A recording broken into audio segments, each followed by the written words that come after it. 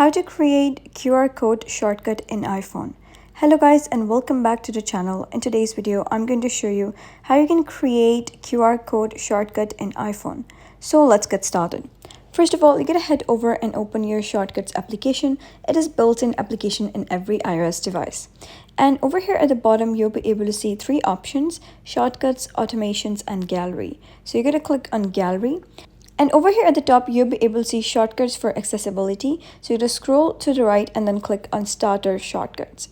And once you do so, you're going to scroll all the way to the bottom and then click on this one, that is make QR code. And after that, you're going to click on add shortcut. And then you're going to click on shortcuts over here at the bottom left. And then you're going to click on this over here, that is make QR code. And once you do so, you're going to type down that what should your QR code do: open website, send message, send email, add contact, add event, set up a wireless network. For example, I'm going to click on open website, and for example, I'm adding it for apple.com. Click on done, and you'll be able to see that this QR code has been generated. So when you scan this QR code from another device, you'll be taken over to the apple.com website.